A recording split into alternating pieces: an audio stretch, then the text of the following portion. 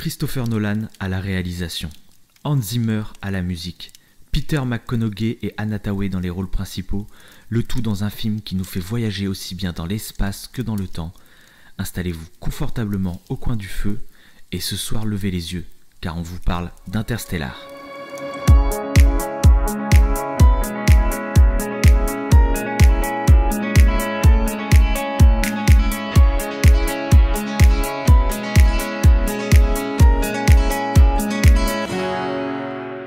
Bonjour, bonsoir, je suis David, il est Guillaume. Aujourd'hui, on va vous parler du film de Christopher Nolan, Interstellar, qui est sorti le 5 novembre 2014, avec en acteur Matthew McConaughey, Anna Thaoué, Michael Caine, etc., etc.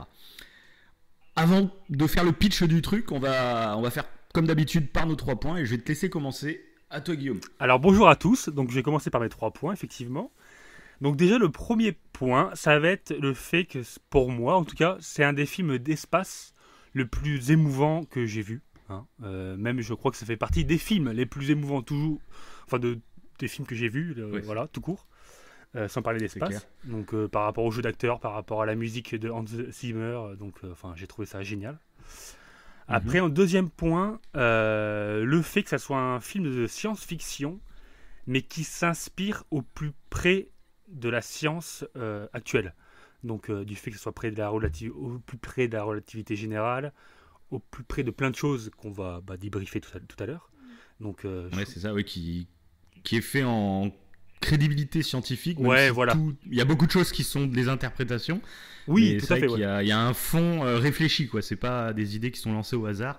Et même si ça peut surprendre certaines personnes, oui, en plus, pas mal, ça, dans ce film. Ça te pousse justement à t'intéresser à la science.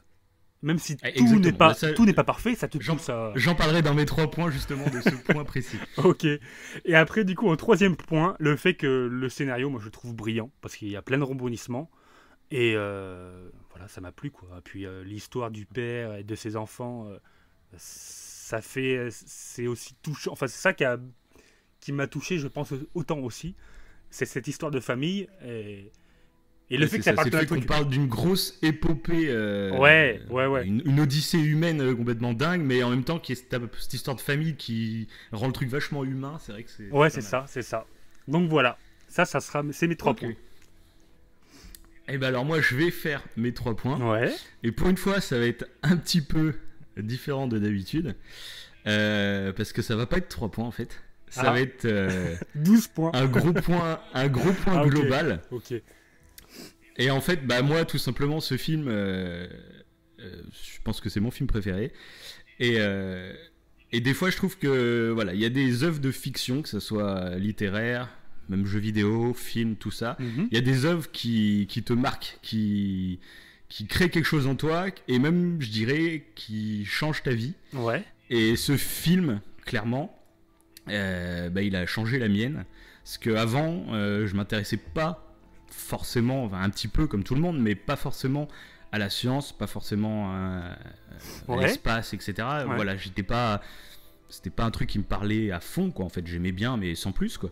Et à partir de ce film-là, donc je l'avais pas vu au cinéma et je le regrette, mais à partir de ce film-là, je me suis pris de passion pour la science, pour l'espace, pour tout ça. Et depuis, je me suis vraiment documenté, renseigné aussi bien que je pouvais, et ce film ça a vraiment été une sorte de tournant, quoi, dans ma vie, quoi, je peux le dire, quoi. Alors voilà, ça peut paraître ridicule qu'un film te fasse basculer comme ça, mais moi ce film c'est clair et net. Je suis totalement d'accord avec toi.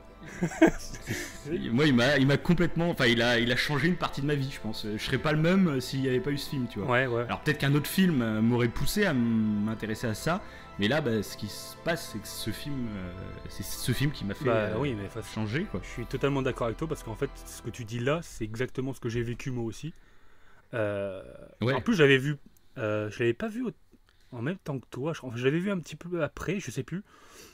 Parce que je me rappelle, tu m'avais fait en plus la réflexion, tu m'avais dit c'est bon, t'es en train de vivre la même chose que moi, tu vas commencer à t'intéresser à l'espace et tout, je sais pas si tu te rappelles. Et j'avais commencé à m'intéresser à l'espace d'autant plus, à prendre des applications genre sur le smartphone pour comprendre les étoiles, enfin ça m'a permis de m'intéresser à fond à ce sujet, quoi. Et c'est ça exactement. En fait tu t'intéresses au ciel et du coup à la science et du coup à plein de choses, et ce film pour ça il est Ouais, c'est un petit précurseur de la culture Ouais, mais ça te scientifique. donne envie, et c'est ça que je trouve qui est bien dans les œuvres de fiction, c'est quand ça te pousse derrière à t'intéresser à des sujets en fait, que Ouais. t'aurais pas abordé à la suite. Et parce que ce film, avant d'être un truc scientifique, Oui.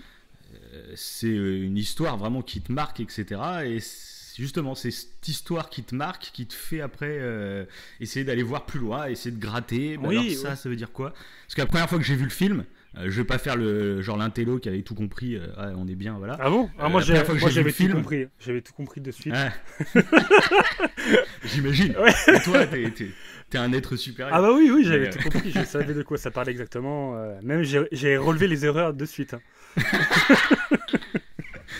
les gros relous qui sortent de la salle.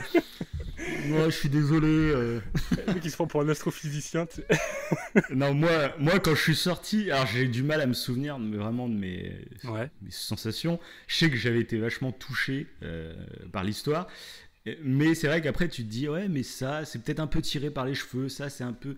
Et alors, tiré par les cheveux, je trouve que c'est très négatif, en fait. Parce qu'il y a des trucs, c'est des interprétations.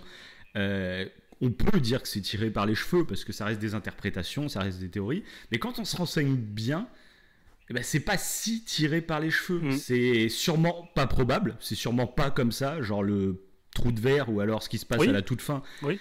A priori, c'est pas ça, c'est quasiment impossible. C'est même quasiment sûr que c'est impossible. Mais il y a ce côté un peu poétique. On n'en est pas sûr.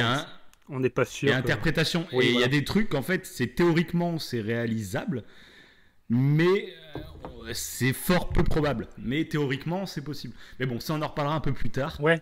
Parce que là, on va passer une petite partie non spoil, mais vraiment rapidement. tout petit pour présenter l'histoire vite fait pour ceux qui l'auraient toujours pas vu. Mais bon, on vous conseille, quand on écoute un podcast dans le genre, c'est vraiment d'avoir vu le film avant. Comme ça, on en discute ensemble, c'est plus sympa. Et donc, est-ce que tu as envie de résumer un peu l'histoire Ou tu veux que je le fasse comme tu veux? Bah vas-y, je te laisse faire. C'est de lourd travail. Okay. Allez. De résumer l'histoire. Vas-y, ouais. Alors, l'histoire, tout simplement, ça se situe dans un futur. On ne sait pas trop si c'est plus ou moins proche, mais c'est un futur assez crédible en plus, qui est pré-apocalyptique. C'est-à-dire que c'est pas encore l'apocalypse, mais on sent que ça vient, parce que la planète, on va dire, est très sèche, on va dire. Il y a des grosses tempêtes de poussière qui empêchent les cultures, et petit à petit, il y a des légumes, des fruits qui n'existent plus, qui meurent, parce qu'on n'arrive plus à les cultiver, donc forcément, une fois qu'on a tout mangé, il reste plus rien. Si on n'arrive plus à les faire pousser, c'est mort. Donc en gros, l'humanité est vouée à l'extinction, et donc il y a la NASA qui travaille toujours en secret dans le but de de trouver une planète en fait pour que l'humanité déménage, en gros, change de planète. Et donc on va suivre l'histoire de Joseph Cooper et donc de sa famille. Donc Joseph Cooper, c'est un ancien pilote de la NASA justement qui a eu un accident et qui s'est retrouvé, alors je sais pas si c'est une retraite, on ne nous le dit pas vraiment dans le film, mais en gros il est plus pilote, il est fermier dans une ferme, je sais pas où, dans le Kansas ou je sais pas trop quoi, et par le scénario va se retrouver à retourner en contact avec la NASA pour partir dans cette expédition dans l'espace à la recherche d'une nouvelle planète pour que l'humanité puisse y vivre. C'est pas mal. C'est bien résumé. Ouais, c'est à peu près ça, quoi. Ouais. Voilà. Non, mais c'est parfait. Sans spoil ni rien. C'est parfait, ouais. Ça fait un bon petit résumé. Ça donne l'idée, ouais. C'est ça. C'est un film de voyage spatial, mais très humain en même temps, très intéressant. Ceux qui l'ont pas vu, je pense que on a fait le tour maintenant, et on va passer en partie spoil directement. Oui, ouais, carrément. Après, si petite précision, mais très rapide. En fait, si par rapport aux critiques qui ont été faites du fait que ça soit, comment dire, pas très scientifique, si vraiment vous voulez un truc carré, purement scientifique sur le film, vous pouvez aller sur YouTube et vous tapez Roland Lehoucq. C'est un astrophysicien en fait qui a repris le film et qui parle, qui a utilisé le film, pas pour critiquer le film, mais il a utilisé le film comme support pour parler de la science. Et du coup, il explique tout en détail. Et c'est ce qu'on disait auparavant, quoi. C'est ça qui est super intéressant, c'est que grâce au film, on s'intéresse à la science. Et du coup, je trouve que cet astrophysicien particulièrement est intéressant parce qu'il utilise justement les films de science-fiction pour parler de la science, de ce qu'elle est réellement. Voilà. Ouais, voilà. c'est plus ludique. C'est plus ludique en fait. Ouais, voilà. On a un point d'accroche, au lieu de se taper des cours très, très longs, très barbants. C'est ça, ouais. Ouais, tu d'avoir un comprends support mieux comme de la fiction, voilà, on image beaucoup plus les choses. Ouais, c'est sympa. Donc ouais, ça carrément. De toute façon, il y a plein de vidéos, il n'y a pas que lui. Oui, il y a pas que lui. Interstellar science ou Interstellar, je sais pas quoi sur YouTube, vous arriverez à trouver. Ouais, j'ai précisé lui. Voyez le film avant. Parce que c'est pas mal. Voyez le film avant parce que généralement les critiques spoil, donc voilà. Et oui, je l'avais vu il y a longtemps du coup. Ah ok, ouais. Ok. Il y a, à l'époque justement où j'ai commencé à me renseigner. Ok, ouais. Ok.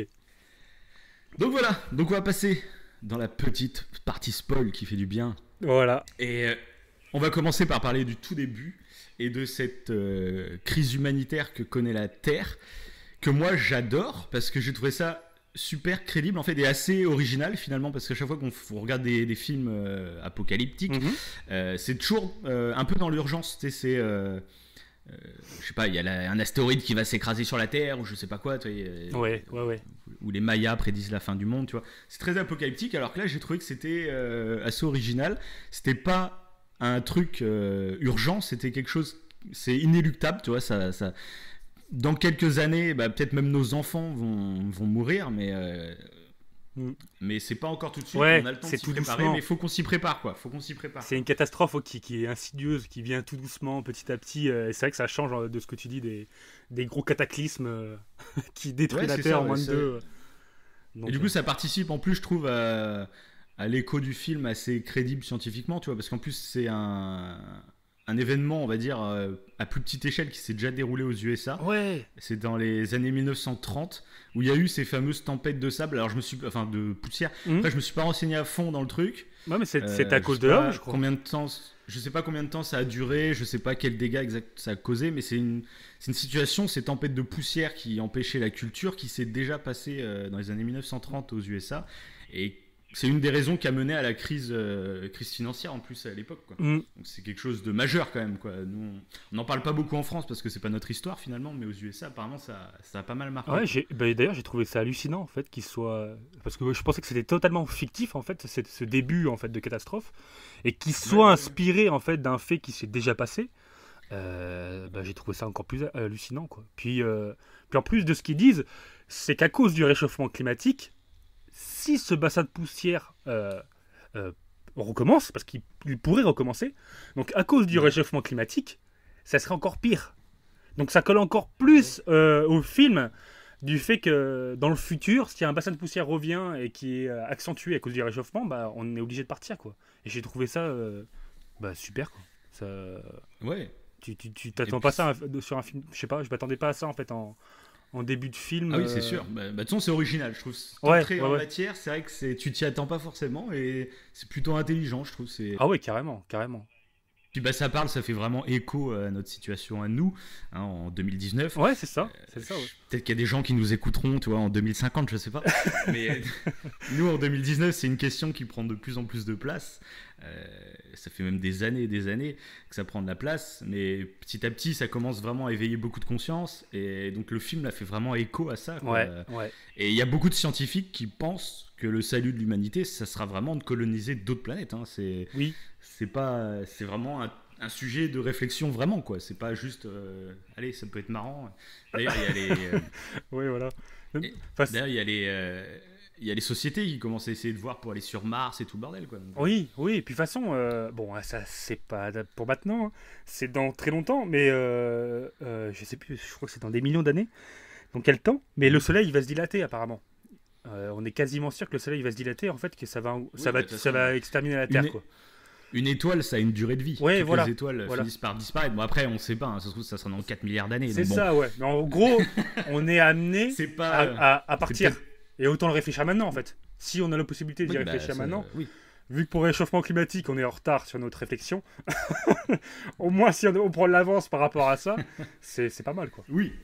Après mon avis, je pense qu'il y aura d'autres problèmes avant l'extinction du soleil. C'est quasiment sûr. Je pense, à moins qu'il y ait une petite surprise, le soleil nous fasse un petit. Ouais, c'est quasiment sûr. Ouais. Un petit délire, tu sais, au hasard, un matin tu te réveilles. Le réchauffement, façon, ouais, Oui, là, c'est le Pour les- problème majeur en ce moment. on va S'il y a dire. des climato-sceptiques qui nous écoutent, allez réellement vous renseigner sur le consensus scientifique sur le sujet. Et voilà. Comme quoi, Oui, il faut parce que faire là, des c'est choses. pas juste un. Ouais, c'est On pas. peut pas être sceptique là-dessus, en fait, parce que c'est pas un point de vue, en fait. Oui, C'est oui. une vérité étayée par des études scientifiques depuis des Ouais. dizaines d'années, en fait. Si tu crois C'est pas, pas. si tu crois pas à ça, c'est tu crois en rien, quoi. Tu remets tout en cause. Bah, c'est même pas croire. Si tu te renseignes vraiment, il y a des faits. Oui, en fait. oui. Donc c'est même pas une Bon, croyance. après, il y a c'est- quelques scientifiques qui sont pas d'accord, mais le 90% le sont, quoi. Enfin, ou même plus. Enfin, il y aura- Voilà, c'est ça. Voilà, donc. Enfin bon. La majorité, C'est- quoi. Oui, c'est ça, la majorité. La grande majorité, ouais. La même très grande majorité. Voilà. C'est vraiment- Voilà. voilà. Donc voilà. Donc je voulais parler de ça au tout début parce que c'est vrai que c'est un truc important. Mhm. Est-ce que tu as des petits trucs à dire sur le début justement du film, des trucs qui t'ont marqué un peu? Bah après, par rapport au bassin de poussière, non, je pense qu'on avait fait le tour. Après, il y a un petit moment que j'aime bien, mais c'est un peu plus tard, quand il va à l'école avec sa fille. Mais ça, on... Ah, voilà, bah exactement. Bah, C'est j'allais ça en parler aussi. Ah bah exactement. parfait. Bah parfait. Si, si. Ouais. Ouais, bah moi aussi ça m'a plu ce truc, bah, qu'on se connecte en fait à l'humanité de plus tard. Et justement, ça parle que non, c'est même pas sa fille, c'est pour son fils qui vont. Ah non, Ouais, non, c'est c'est- son fils, tu sais, qui a des bonnes notes, mais ils veulent lui faire arrêter ses études pour qu'il devienne fermier en fait quoi. Ouais, Et lui, il ça c'est pour accepte ouais, pas. voilà. Ça c'est pour son fils et sauf que sa fille Et puis elle- après, sa fille, elle est venue avec un manuel scolaire Voilà. qui n'est plus valable à l'époque où ils en sont. Et ça, c'est vrai que j'ai trouvé ça intéressant parce que donc il est plus valable parce qu'en fait, les intérêts de la population maintenant sont de nourrir la population Mhm. parce que comme les cultures meurent, eh ben, il n'y a plus assez de bouffe pour tout le monde. Donc on s'en fout d'avoir des gens qui fabriquent des télés, Ouais. on s'en fout, ça sert plus à rien. Ce qu'il faut, c'est nourrir la population. Donc on a besoin de fermiers, de cultivateurs, de tout ça. Et du coup, eh ben, on se rend compte que l'État est prêt à trafiquer la vérité pour influencer en fait la vie des populations pour aller dans ce sens-là en fait. Ouais, c'est ça. Et ça, j'ai trouvé ça aussi intéressant quoi. C'était Ouais, vraiment mais bien pensé, quoi. je me rappelais pas de ce point en plus parce qu'il parle carrément en fait ouais, il démente carrément le fait que qu'on allait sur la lune quoi. Bah, truc Et sur bah, la la- lune, ouais, c'est ça. la Ouais. prof, Et en elle plus, y c'est croit. marrant parce que ça, La prof elle y croit. oui, ça reprend. Ce qui est marrant, c'est que ça reprend vraiment des théories complotistes actuelles. Ouais, ouais. Tu sais, il y en a qui pensent qu'on n'a jamais été sur la Lune, Mm. etc. Et donc ça reprend cette théorie. Donc ça, j'ai trouvé ça, c'était bien foutu aussi, c'est bien pensé. Ouais. Et donc voilà. Bah après si il y a dans ce même moment, il y a déjà ça qui était qui est beau quoi. Que l'idée est géniale quoi, ça continue dans les idées qui sont cool et le fait après qu'il parle de l'IRM Oui, oui, oui. et j'ai Oui, que toute la recherche spatiale, qu'on pourrait se dire, bah, ça sert à quoi d'aller ouais, d'aller voilà. sur la Lune quoi. Ça sert à quoi on s'en fout. Sauf qu'en fait, cette recherche spatiale, c'est ce qui a permis de faire des découvertes fondamentales pour l'homme, dont Voilà. l'IRM. Toutes ces recherches servent avant tout sur Terre, en fait, finalement. Et il y a plein de trucs, ça je vous laisserai vous renseigner là-dessus, mais taper les découvertes faites grâce à la recherche spatiale ou même à la science. Puis c'est Oui, hallucinant. bah l'IRM c'est grâce à la physique quantique je crois même. C'est lié à Ouais, la science bah, quoi, c'est mais ça, c'est ouais, hallucinant. C'est hallucinant. Et là ouais, il le précise, en fait il s'énerve carrément contre la prof quoi, le père. Cooper, Mhm. parce que ouais, en démentant le fait qu'on allait sur la Lune, en démentant la science en fait en général, il lui fait une remarque que si l'IRM avait encore existé quand sa femme a eu une tumeur, je crois, ou un kyste dans le cerveau, Ouais, un c'est truc comme ça. ça, et ben un kyste au cerveau, ouais, voilà, c'est ça. bah, elle serait encore en C'est vie. une Quoi. tumeur, hein, c'est la même chose. Ouais. Oui, voilà, ouais. Donc, ouais, j'ai trouvé ce petit pic, cette petite punchline super intéressante. Parce que oui, la science, ça Et apporte j'ai plein de adoré. choses. La Ouais. punchline, c'est qu'il sort au prof, qui lui demande, tu sais, c'est quoi votre taille de pantalon, c'est quoi Oui. votre taille de hanche, je sais pas quoi. Puis l'autre il fait, bah je vois pas à quoi ça sert. Et puis il sort, bah, vous allez me dire qu'il faut 2 chiffres pour vous mesurer le derche et un seul pour mesurer l'avenir de mon fils. Quoi. Ça j'ai fait belle punchline, on est bien. Ouais, non, franchement, C'était- c'est top. Ouais, C'est pour ça, les dialogues en plus sont bien trouvés. Enfin moi voilà. De toute façon, pour moi, ce film est parfait. Donc, même Ah, les moi petits aussi. dialogues, les punchlines, tout est bon, quoi. Oui, et puis la science en plus apporte des choses aussi au niveau écologique, parce que c'est vrai que des fois on sépare un peu les deux, en fait, on dissocie. On pourrait dire qu'en fait la science c'est à cause de la science, c'est parce que je pense, hein, mais t'en as qui pourraient le dire, à cause de la science, c'est ça qui a créé le réchauffement climatique. Donc, que ce soit Oui, c'est ça. Oui, alors qu'en non, fait, non. C'est l'utilisation qu'on en fait. La science, elle n'est pas là pour Voilà. créer tel ou tel truc. Voilà. C'est l'homme qui sert de la science après. La science est là pour expliquer certains trucs. Exactement. Et puis après, l'homme pioche et en fait ce qu'il veut. Quoi, Exactement. Et en plus, grâce à la science, on peut justement trouver des moyens écologiques et technologiques. En fait, il y a les deux. Et je pense dans les stations spatiales, par exemple, ils recyclent l'eau. Ils recyclent l'eau de la douche et tout. Enfin, ils recyclent pas de la douche, mais ils ont tout un système. Donc, enfin, ils ont tout un système pour recycler les trucs. Et je trouve ça formidable. Et il y a des trucs comme ça qu'on pourrait utiliser pour nos maisons, par exemple, pour économiser l'eau. Même, par exemple, on pourrait se poser la question dans le film. Ouais. Si l'État n'avait pas tant rejeté la science et l'avancée technologique, parce qu'il y en avait besoin pour faire de la culture, etc., s'il n'avait pas autant rejeté, peut-être que la science aurait pu aider justement la planète.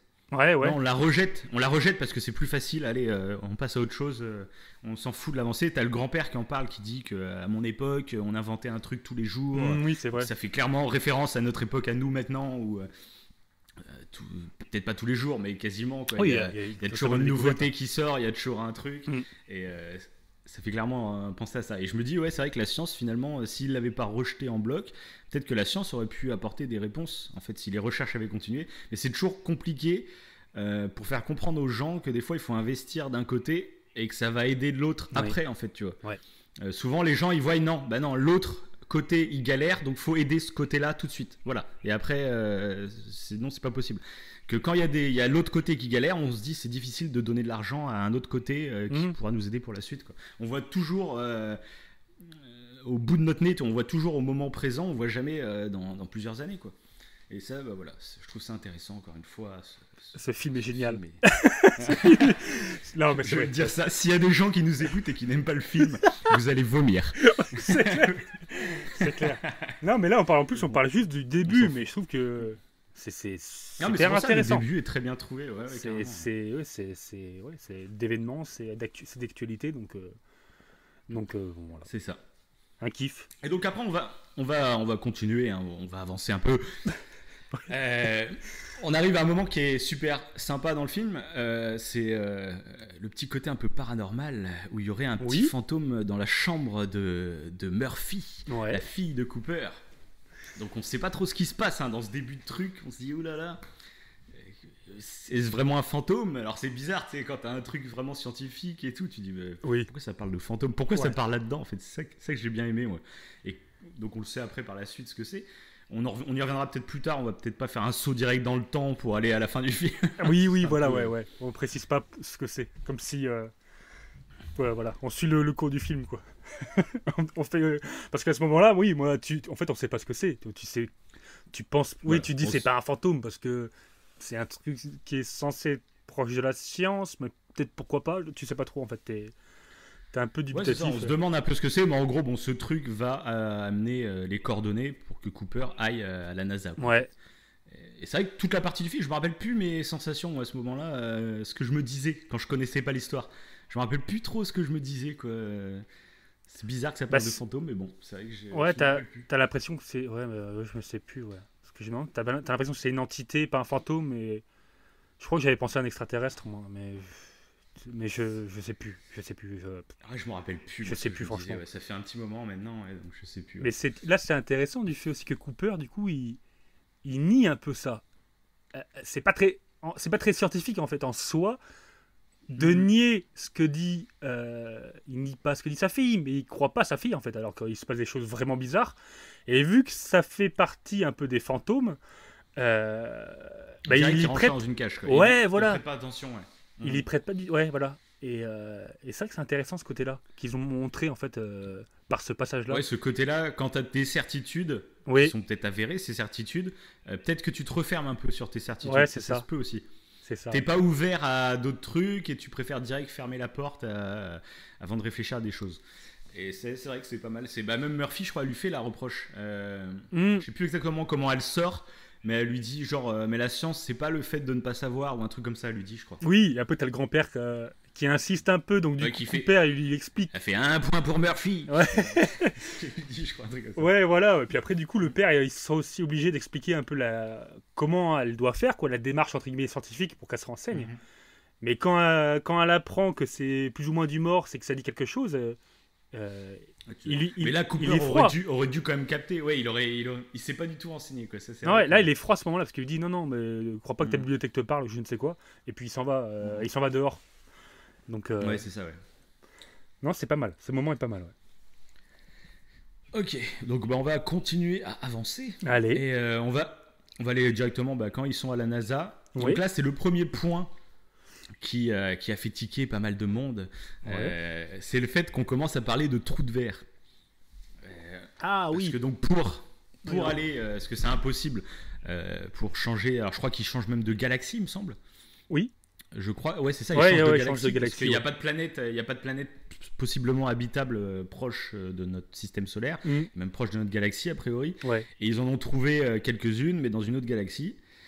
Sauf que en fait, même en y allant à la vitesse de la lumière, tu mets plusieurs, je sais même plus combien. Je crois que c'était millions d'années, quoi, même à la vitesse de la lumière. Ils sont inspirés de Kepler, je crois, qui ressemble un peu à une planète. Kepler 186F, je l'ai noté, mais qui a 500 années-lumière. Donc 500 années-lumière, il faut 500 ans à la vitesse de la lumière. Donc autant dire que c'est pas possible sans trou de verre. On peut pas aller à la vitesse de la lumière de toute façon, donc voilà. Et c'est ça, mais c'est pour ça. Les gens, ils ont critiqué le trou de verre, mais encore une fois, c'est dommage parce que ça fait partie de la narration du film. Sinon, il n'y a plus de film. Sinon, t'arrêtes tout. C'est pas un film. C'est pas un film, c'est pas un documentaire en fait. Ouais, c'est un film. Oui, mais dans Et bon, ce qui est intéressant avec ce trou de verre, c'est que donc les trous verts, c'est probable que ça n'existe pas. C'est très probable que ça n'existe pas. Si ça existe, enfin théoriquement, c'est possible. En fait, dans les théories, comme les trous noirs, à un moment, on pensait que c'était impossible. À l'époque, Einstein, quand il a sorti sa théorie, lui-même, avant de mourir, il pensait qu'il y avait un problème avec cette théorie à cause de ce problème des trous noirs. Il se disait merde, ma théorie, elle est un peu bancale. Elle est un peu bancale parce qu'il y a ce problème des trous noirs et les trous noirs, non, c'est pas possible les trous noirs. Et il y avait plein de scientifiques, parce qu'un scientifique, quand il propose quelque chose et qui a du succès grâce à ça, Einstein est devenu mondialement connu grâce à cette théorie. Il faut se dire qu'il y a des milliers de scientifiques qui direct prennent sa théorie et qui font tout pour essayer de trouver la petite bête pour la démonter. Parce que si tu démontes la théorie d'Einstein, que tu prouves que la théorie d'Einstein n'est pas viable, mais c'est toi qui vas être connu mondialement. Donc voilà, si la théorie d'Einstein, ça fait 100 ans et elle est toujours là, c'est que c'est quelque chose d'assez sérieux, tu vois. C'est pas une petite théorie à la va-vite, tu vois. Parce qu'il y a des milliers de scientifiques, mais ils sont prêts à tout pour essayer de la démonter, sa théorie. Parce que là, tu deviens connu mondialement. Hein. Si tu arrives à démonter la théorie d'Einstein, c'est bon, quoi. Et Einstein, lui, est mort en pensant que les trous noirs, c'était le petit truc qui faisait que sa théorie était pas dingue. Et puis, quelques années après sa mort, on a pu constater, en fait, des trous noirs. On les a pas vus, mais on les constatait, en fait. On voyait au loin, tu vois, des planètes qui orbitaient autour... Enfin, même des étoiles qui orbitaient autour de certains points qu'on n'avait pas à voir. Elles faisaient des courbures, les étoiles. Elles faisaient des genres de grosses courbures d'un coup, et ils comprenaient pas ce qui se passait, quoi, parce qu'il n'y avait aucun objet au milieu de ces courbures.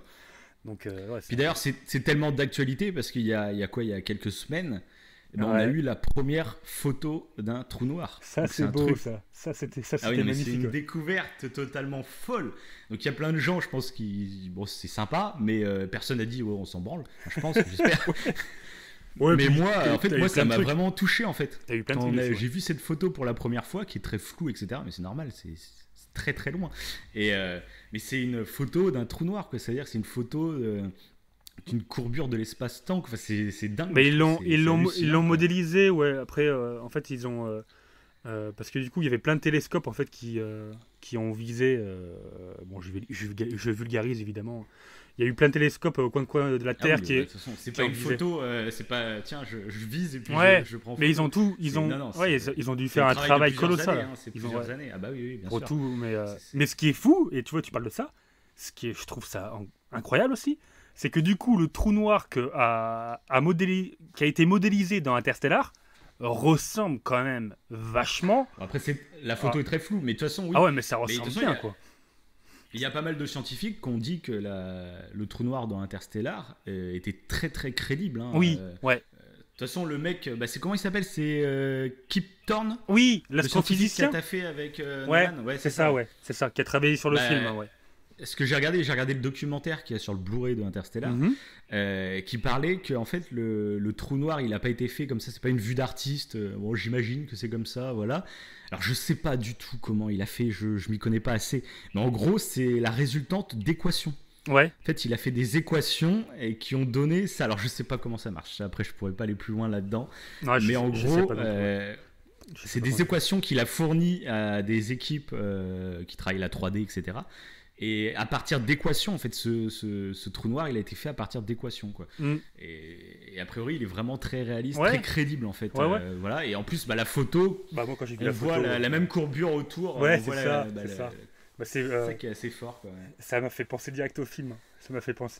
Après, Kip Thorne dans ce documentaire là que j'ai vu aussi, là, qui est génial. Hein. Si vous avez l'occasion de le voir, franchement, après le film évidemment. Il dit que c'est la première fois que ça a été modélisé, mais apparemment il y aurait 2 astrophysiciens français qui avaient déjà modélisé le trou noir. Alors ça n'a pas été fait dans un film. Là, dans le film, c'est vraiment magnifique. Non, je crois que c'est... Oui, je pense que non, c'est la première fois qu'on le voit au cinéma. Ouais, d'accord, ok, c'est ça. Il y avait déjà eu des représentations, trucs comme ça. D'accord, ok. Mais là, c'est la première fois qu'on le voit au cinéma. D'accord, au cinéma, c'est la première fois, en fait, aussi grandiose. C'est vrai que c'est magnifique. Hein. Il est magnifique. Et donc tout ça, pour en revenir à ce fameux trou de verre, théoriquement, donc le trou de verre, c'est un peu comme les trous noirs à l'époque. Théoriquement, c'est probable, théoriquement c'est possible. Mais on n'a jamais, pour le coup, par rapport aux trous noirs qu'on a avant de les prendre en photo, on avait carrément, il y avait des observations faites en fait. On voyait l'influence des trous noirs sur la galaxie, quoi. Ouais. Que les trous de verre, on n'a jamais rien trouvé. Et pareil, il y a des milliers de scientifiques. Le premier qui va trouver un trou noir, voilà. Tout le monde le cherche, tu vois. Un trou de verre. Ouais, trou de verre, ouais. Et en plus, en se renseignant un peu sur les trous de verre, déjà, c'est peu probable que ça existe. Mais en plus, c'est encore moins probable que ça ait la taille d'un vaisseau, que tu puisses passer avec ton vaisseau dedans et tout le bordel. Tu vois. Si ça existait, ouais, voilà. Il y a cette petite notion-là, tu peux pas rentrer dedans avec le vaisseau.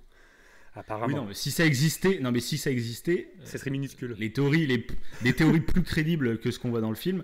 Si un trou de verre existait, ça serait un trou de verre a priori qui aurait la taille d'un atome et qui s'ouvrirait une fraction de seconde. Ça serait une sorte de petite, une sorte de petit bug, tu vois, dans la matrice. Tu vois. T'as un petit trou de verre qui se crée. On sait pas pourquoi il se crée. On n'en sait rien pour le moment. Et voilà, on le saura peut-être un jour, mais pour le moment, on n'en sait rien. Et pour le moment, voilà, ça paraît improbable. Après, le film, justement, prend le parti pris de dire que c'est un trou de verre qui a été créé artificiellement. Oui. Et ça, des astrophysiciens, donc en imaginant qu'on puisse le créer artificiellement, ça parle beaucoup, en fait, de la matière noire, enfin, de l'antimatière, de la matière voilà, avec une masse négative, en fait. Exactement. Donc ça, c'est pareil. Alors, je suis pas assez renseigné, par contre, sur la matière noire, mais je sais que c'est quelque chose, je crois. Donc, pareil, on met des grosses pincettes, on n'est pas scientifique. On en parle juste entre nous vérifier, comme ça. Ouais, voilà. À vérifier, voilà, c'est ça. Il me semble que la matière noire, les scientifiques sont à peu près d'accord que ça existe, mais on n'en a jamais trouvé, quoi, en gros. Ouais, voilà. Et on ne sait pas du tout l'analyser, c'est une sorte de gros mystère, quoi. Et justement, ils ont parlé de la matière noire à l'intérieur des trous noirs, je crois, il me semble. Ouais, oui, c'est ça, ouais. Ou de l'antimatière. C'est la même chose, je crois. Il me semble... non, mais il me semble pas, justement. D'accord, ok. Il me semble. Alors, pareil, à vérifier. Il me semble pas que c'est la même chose. Oui, mais c'est pour ça. On n'est pas des scientifiques, on préfère le dire. On discute juste entre nous. Ouais, c'est ça. Parce que je crois que la matière noire, ça serait du coup cette matière un peu qui est en grande partie, en grande majorité fait partie de notre univers observable. Donc voilà, et après tu aurais l'antimatière du coup qui serait l'inverse de la matière, donc c'est super compliqué à expliquer, je ne pourrais pas expliquer, mais voilà. Mais en gros, je crois que dans le trou de verre, comme tu dis, si le trou de verre a été fait artificiellement avec du coup en ajoutant de l'antimatière dans ce trou de verre, ça permettrait, alors là on peut vulgariser à fond, de faire passer un vaisseau dedans.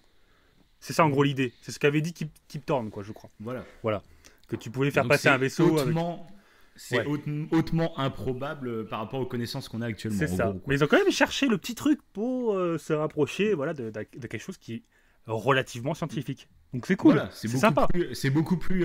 Par exemple, s'ils avaient fait, ah bah non, bah on a trouvé un moyen, une énergie pour aller à la vitesse de la lumière. Je suis sûr que ça serait passé pour beaucoup de gens, parce que Ah ouais, c'est pas faux. Ouais. le voyage à la vitesse de la lumière, c'est tellement acquis Ouais, avec c'est pas plein faux. de films, hein, même les Star Wars, tu vois, le voyage en hyperespace, trucs comme ça. Alors que c'est encore plus improbable en fait de voyager à la vitesse de la Ouais, lumière.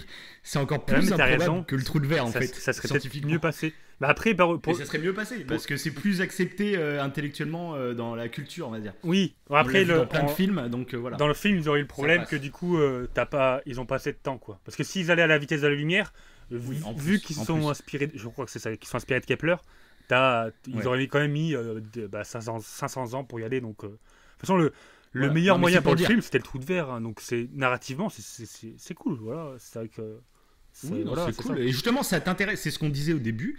C'est que c'est un film qui te pousse à t'intéresser aux choses. Et justement, moi, Ouais, quand la première fois que j'ai vu le film et que j'ai vu Trou de verre, j'avais déjà entendu Trou de verre comme ça, mais je savais pas vraiment ce que c'était en fait un trou de avec verre. la petite Il explication. explique, Là. il explique déjà un peu dans le film Hum, le concept en gros du trou de verre. Mais après, du coup, c'est là que je me suis renseigné un peu plus sur les trous de verre, etc. Et c'est ça qui est bien dans ce film, c'est qu'il faut pas le prendre comme un documentaire, faut le prendre comme une histoire qui s'inspire de théories et de vérités scientifiques. ouais. Et après, Et après, vous vous voilà, c'est renseignez. pas un documentaire, c'est pas un Non, documentaire. Faut pas que tu prennes pour acquis tout ce qu'il y a dans le film, ouais, quoi, c'est c'est ça. normal, quoi. Non, mais après, ça te pousse à te renseigner. C'est ça qui est cool, quoi. Parce que c'est vrai que Ouais, comme toi, c'est le ça. trou Et de puis, verre, j'en avais entendu parler. Je savais même pas si c'était vrai ou pas. Bah, moi, à la fin du bah, film, c'est ça. j'étais perdu, hein, clairement. La première fois que je l'ai vu, Oui, bah oui. Oui, c'est je ça. me suis dit, mais attends, c'est quoi? C'est les extraterrestres, les machins et tout. Bon, on va y venir. Mm, Mais du coup, ce qui fait aussi, peut-être, c'est ça. C'est que le fait que ça soit compliqué, et ben du coup, tu te dis, bon, je vais aller me renseigner peut-être pour comprendre un peu mieux. Et du coup, en fait, tu te rends compte que c'est scientifique. Et du coup, c'est là que tu commences à te renseigner sur la science, etc. Donc, Oui, bah non, clairement, ouais, mais de toute façon, oui, oui. C'est non, ça c'est qui est une bien belle avec le chose. film, c'est que ça pousse vraiment à s'informer. Et puis il y en a plein, je pense, qui ont préféré critiquer le film qu'aller se renseigner, en fait. Tu vois. Genre, Oui. c'est improbable, allez, dégagez. Ouais, ouais, c'est On vrai. s'en fiche. C'est vrai, ouais. Ouais, ouais. Donc, sans parler de cette partie scientifique, mais déjà Ouais. la partie artistique, moi que j'ai adoré à ce moment-là, l'immensité de la planète Saturne qui est juste à côté. Tu vois le tout petit point blanc sur l'écran, c'est magnifique, quoi. Tu Mm. vois un tout petit point blanc, moi je trouve artistiquement même c'est beau, quoi. C'est immense, j'adore. Moi. C'est trop Ouais, et bien, puis, quoi. puis en plus, par rapport aux effets spéciaux, je le place là parce que j'y pense. Les acteurs, en fait, quand ils étaient dans le vaisseau, qu'ils ont modélisé en vrai, quoi, ils ont fait un vrai vaisseau pour les biens du tournage, ils n'ont pas rajouté en fait les planètes et tout, ils l'ont pas rajouté après, en post-prod. Ça a été fait en même temps. Donc en fait, les acteurs, quand ils étaient dans leur vaisseau, ils avaient vraiment l'image, soit du trou noir, soit de Saturne et tout. Ouais, ça Et s'immerge c'est encore plus, excellent. quoi. Et Ah oui, l'actrice, le docteur, comment ça s'appelle? Alexia, la fille du professeur. Anna Thaoué, quoi. L'actrice c'est Ouais, Anna voilà. Thaoué, et c'est Elle a dit qu'elle avait. Brahms ou un truc comme ça, ouais. Ouais, voilà. Ah bah, Docteur Brahms. justement, elle avait eu un peu la. Alors, c'était pour le trou noir. Mais elle avait eu presque la larme à l'œil. Et on le voit un peu dans le Ouais. film. Mais pour elle, c'était Mm. presque vrai. Elle a trouvé ça incroyable, en fait, d'avoir cette Ouais, c'est modélisation en clair. gros. Mais c'est vrai que ça doit être Ça doit géant. être impressionnant. C'est vrai que pour l'immersion, pour les acteurs, ça va être ouf. Ouais, Parce que voilà, par rapport à avoir des vieux fonds verts, t'as les vitres, c'est des fonds verts, tu fais bon, C'est clair. excellent. Excellent là. Donc, non, Mais c'est bon, pas ouais, mal. Hein. ça c'est clair que ça participe au truc. Et d'ailleurs, un truc que j'aime bien aussi, c'est qu'il s'est vachement respecté dans le film, Mhm. c'est le fait qu'il n'y ait pas de son dans l'espace. Ah ouais, c'est vrai ça. Ouais, ça c'est Et fou, ça, il l'a fait sur. En fait, si tu fais vraiment gaffe et toi, alors peut-être qu'il y a peut-être des petites erreurs, j'en sais rien. Mhm. Mais en règle générale, c'est super bien respecté. Dès que tu as une vision où il n'y a plus d'air, Mhm. et ben il n'y a plus de son. Ouais. Il y a plein de trucs comme ça. Dès qu'il rentre et dès qu'il ferme une porte, et ben d'un coup, hop, le son il revient parce qu'il retrouve, Ouais. il retrouve de l'air, quoi, tout simplement. Parce que, oui, pour ceux qui savent pas, le son se déplace dans l'air en fait. Donc s'il n'y a pas d'air, il n'y a pas de son. Dans Ouais. l'espace, tu peux faire péter une bombe nucléaire à 2 cm de ton oreille, tu ne l'entendras pas. Voilà. T'auras le crâne arraché. Mais voilà. Voilà. Mais c'est pour dire, quoi, tu vois. Et ça, j'ai trouvé que c'était super bien pensé. Et il me semble, parce qu'il y avait Gravity qui était sorti quelques mois avant. Oui. Et Gravity, justement, n'avait pas respecté, il me semble, ça. Alors après, j'ai pas revu Gravity depuis longtemps. Ouais, moi non Mais plus. il me Ouais. semble que Gravity n'avait pas respecté totalement ça. pour des histoires de narration en fait, pour que ça donne mieux, voilà. Parce que d'ailleurs, Gravity, ça se passe beaucoup en dehors de Gravity, ça se passe beaucoup en dehors de la station. Tu sais, souvent ils sont dehors, etc. Donc si c'était un film muet tout le long, bon, ça serait un peu relou. Mais Gravity d'ailleurs, qui paraît moins, enfin, qui semble moins fantastique que Interstellar. Ils ont pris plus de liberté finalement. Ouais, et ben en fait, ils sont plus incohérents si on veut s'approcher de la science. Donc bon. Mais ouais, ça, ce petit point là que tu dis là, je trouve que ça participe à l'émotion en fait. Parce que même quand tu sais, quand ils sont dans le vaisseau, t'as quand même un silence assez pesant et t'entends que leur voix. C'est ça. Et c'est là que tu te rends compte qu'il y a le vide autour d'eux, quoi. Ouais. Ils sont ça joue vachement. tout seuls au milieu de rien, quoi. C'est ça qui est ouf. Et même il y a je sais plus comment il s'appelle. L'acteur, tu sais, qui dit qu'il a peur à un moment. Qui a juste je vois de quoi tu parles. Et que l'autre, Cooper lui met des oreillettes avec un tempête d'orage, quoi. Ouais, pour voilà. qu'il se rappelle, parce que c'est vrai que ça doit être. Oui, parce qu'il a peur. Il dit, je commence à en avoir marre. Enfin, ouais, il a à moitié peur. Et il dit qu'il commence à en avoir marre. Je suis entouré de métal et il y a la mort quasiment à des milliers de kilomètres autour de nous. Et du coup, c'est Cooper qui lui passe son MP3 avec le bruit de la tempête. C'est vrai que mais tu sais, ces moments, ça me donne des frissons. Quand il lui passe le MP3 et que t'entends la tempête alors que t'avais tout silence en fait auparavant, ça m'a donné des d'un coup t'entends la pluie, la tempête et puis tu vois la planète Saturne et tout. Enfin, j'ai trouvé ça magnifique ce truc. Et un truc aussi, je sais pas si t'as remarqué dans la réalisation, c'est qu'en fait Nolan il arrête pas de varier entre les plans larges et les plans avec des bandes. Je sais pas si t'as fait gaffe à ça. Ah, alors, j'ai... En fait, des fois, il y a des bandes, genre 16/9, il y a les bandes noires sur les côtés, tout à fait, des fois, il n'y a pas. Et en fait, si tu remarques bien, toutes les scènes où il y a des bandes, en fait, c'est quand ils sont à l'intérieur de quelque chose, genre à l'intérieur de la baraque, à l'intérieur du vaisseau, etc., il y a les bandes. D'accord. Et dès qu'on est dehors, donc en dehors de la maison, dans l'espace, etc., là, on est en grand écran, quoi. Ok, ouais. Moi, je trouve ça cool parce que ça participe au fait que quand t'es à l'intérieur, t'es confiné, tu vois. T'es confiné, même l'écran est plus petit, du coup.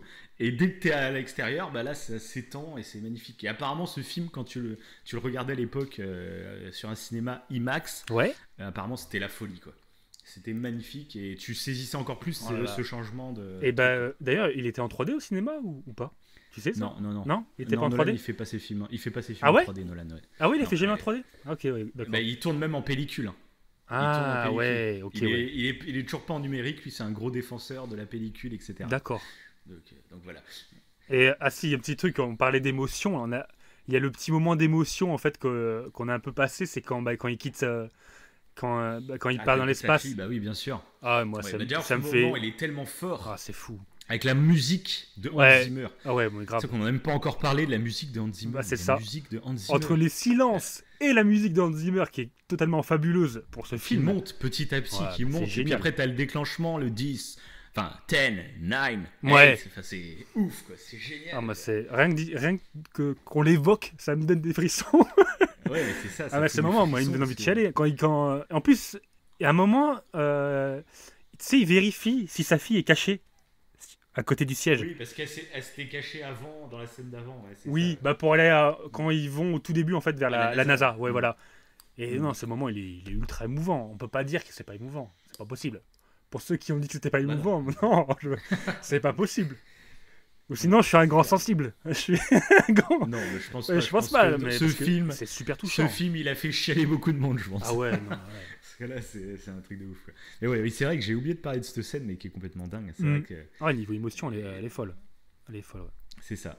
Et puis qui se détache. Et puis c'est là aussi que le son se coupe, du coup. Ouais. Ils arrivent en orbite autour de la Terre. Ouais. Et qui décrochent le dernier truc.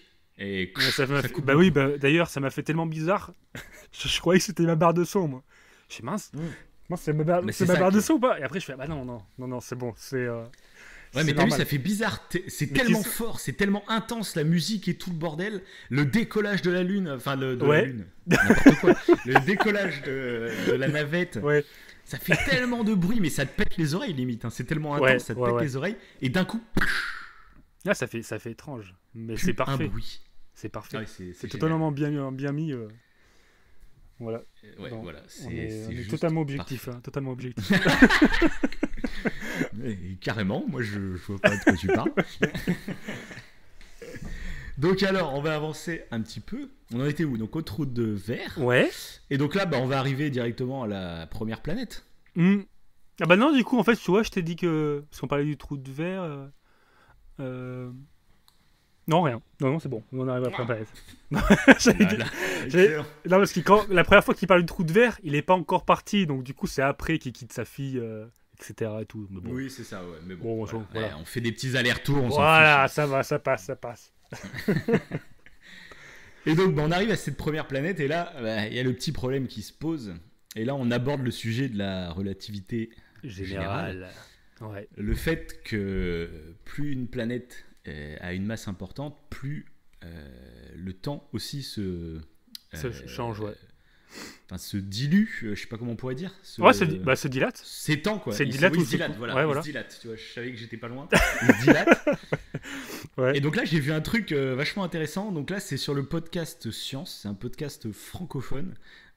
Oui, qui est super. Qui parle du film Interstellar et qui ont parlé justement de est-ce que c'est possible parce que là, on se retrouve dans cette planète où 1 heure terrienne que tu passes sur la planète qu'ils vont aborder là, et ben en gros c'est la planète Miller. Une heure là-bas, et ben en fait il se passe 7 ans sur la Terre. Ouais, c'est ça. Et ça, en gros, on se demande est-ce que c'est possible en vrai. Et j'ai vu, alors pareil, c'est pas moi qui ai fait les études, donc j'en sais rien, mais a priori c'est probable. C'est possible, surtout avec une planète qui orbite autour d'un trou noir.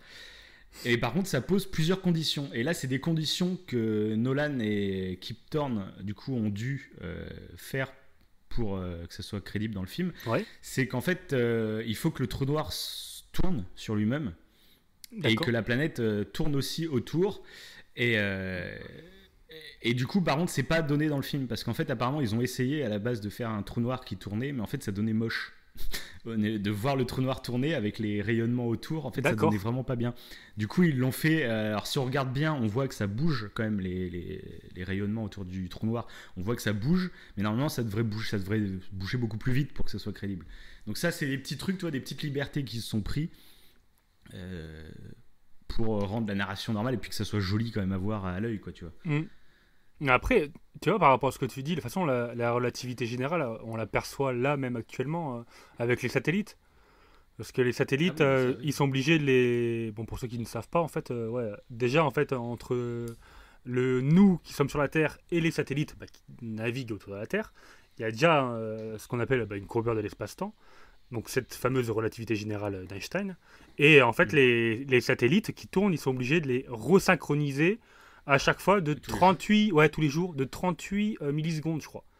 Donc il y a déjà un décalage. Tous les jours. Alors c'est minime, 38 millisecondes. Mais même sur Terre, on peut voir la différence. Tu prends des frères... avec des vraies montres... c'est ça. Je sais plus comment ça s'appelle, des montres... je sais plus le nom. Pas astronomiques, mais des montres, tu vois, des montres vraiment ultra précises. Ouais. Tu peux constater une différence avec un mec qui est au sol et un mec qui monte tout en haut d'un building. C'est ça. C'est ça, 8 étages, quoi, par exemple. Tu arrives à capter des microsecondes, quoi, tu vois. Ouais. Mais déjà, de toute façon, la théorie de la relativité générale, ça fait ses preuves et ça sert pour plein de choses. Donc... il y avait un exemple que j'aimais bien. C'est plus une croyance. Oui, c'est ça. Il y a un exemple que j'aimais bien, c'était par rapport à 2 frères jumeaux, justement. Il y en a un qui est assis sur un banc et l'autre, en fait, qui court autour de la planète à la vitesse de la lumière. Donc le truc impossible. Le truc impossible. C'est théorique, oui. Voilà, c'est théorique. Et du coup, en fait, alors qu'ils sont au même endroit, celui qui tourne à la vitesse de la lumière, en fait, il vieillit moins vite. En fait, son frère jumeau, qui lui est sur le banc, qui attend, il vieillit. Il vieillit. Et en fait, là, quand ils vont sur la planète Miller et qu'ils font un peu ce que tu disais là, les 7 ans de différence par rapport à la Terre, c'est ça en fait. Mais vu qu'ils sont plus tu t'éloignes en fait de la Terre, plus en plus avec cette différence de masse des planètes. C'est même pas une question de distance par rapport à la Terre, c'est une question de masse de la planète. Ouais. Et masse en plus qui est reliée à la masse qui est très proche du trou noir, qui a une masse phénoménale. Ouais. Et c'est ce qui fait que c'est cette distorsion de temps. Les 7 ans, on va dire que globalement les 7 ans, c'est un peu exagéré, on va dire. Oui, mais c'est théoriquement possible, mais que c'est un peu exagéré. Mais voilà, après c'est pour le bien du scénario, comme on dit, c'est pas un documentaire, c'est un film. Oui, voilà, c'est ça. C'est une fiction. C'est ça, ouais. Voilà, mais en gros, ça reste crédible en fait. C'est pas, ça paraît un peu abusé, mais c'est crédible quoi. Et ça mène, du coup, ils arrivent sur cette planète justement qui est recouverte d'eau. Et il y avait une autre question aussi qui se posait, c'est est-ce que les grosses vagues, ça serait possible d'avoir des grosses vagues comme ça, de 1 km de haut, je sais pas quoi. Ouais. Et ça, j'ai vu que pareil, c'était possible, mais là, pareil, petite incohérence du film, c'est que pour qu'il y ait des vagues comme ça, en fait, c'est-à-dire que la pression sur la planète du trou noir serait énorme, et la planète, en fait, elle serait pas ronde, elle serait plus comme un œuf, tu vois, un peu. Ouais, puis pareil, normalement, l'eau, en fait, ils auraient pas pied. À part ce que j'ai vu aussi. Ils ne pourraient pas avoir pied si l'eau c'est aussi haute, etc. En gros, ça pourrait le faire si, tu sais, je sais pas si tu vas à la plage, tu vois, quand il y a une vague qui arrive, l'eau se retire. Ouais, à ce moment-là, en fait, quand l'eau se retire. Donc l'eau, en fait, il y a plus beaucoup. Sauf que du coup, eux, ils ont pas l'air d'avoir de courant, tu vois, sous leurs pieds. Bah oui, parce que quand il y a ça, il y a du courant vers l'arrière, tu vois, normalement. Quand la vague, parce qu'ils ressortent quand la vague vient les taper, ils ressortent dehors et du coup là ils ont pied. Bon, c'est des détails, hein. C'est vraiment pour dire que voilà, c'est des petites. Oui, de toute façon, voilà. C'est voilà. Pareil, si on veut rentrer vraiment dans les détails, les vaisseaux qu'ils ont là, tu sais, qui peuvent, qui atterrissent tranquillement et tout. Bon, ça c'est très science-fiction quoi pour le coup.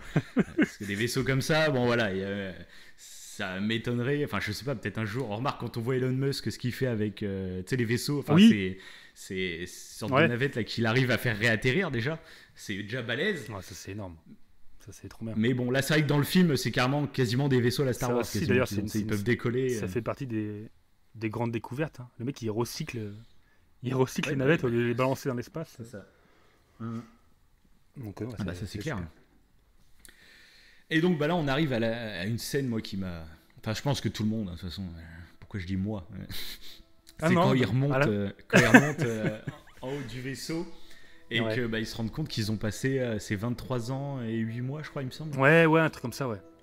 Et là, mais cette scène, mais elle est folle. Moi, je crois que c'est là à chaque fois que. Ah ouais. Oui, mais quand il va devant l'écran et qu'il y a sa fille et son. Et je sais pas pourquoi en fait, pourquoi c'est si touchant. C'est ça que je me demande. Parce que genre on voit que le grand-père est mort, mais c'est pas ça qui te touche en fait. Moi, dès que je vois le visage de son fils, ça me fait un truc. Je fais putain, il a vieilli. Et ça fait bizarre. Je sais pas pourquoi. Je sais pas comment l'expliquer. Ouais, il a loupé. Là, en fait, quand il a loupé leur vie. Toute la jeunesse de ses enfants. Et en plus, ses enfants pensent qu'il est mort. Oui, en plus. Et lui, il est même pas sûr de retourner en plus. Donc, il se dit, ça se trouve, je vais encore perdre 20 autres années.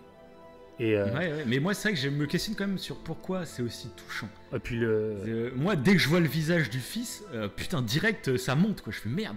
Et je sais pas m'expliquer exactement pourquoi ça me fait ça. Ouais. C'est ce qu'ils sont pas morts, tu vois, en gros, genre le fils il arrive, il fait bon, Murphy est morte. Là tu fais elle est morte, c'est triste. Mais là ils sont pas morts, ils sont encore vivants, etc. Ouais. Et alors quand Murphy elle apparaît, tu t'y attends pas en plus, il commence à mettre sa main sur l'écran et puis là il y a plus de musique en plus à ce moment-là. Et t'as le visage de Murphy, et là par contre aussi un truc de dingue, c'est au niveau du casting.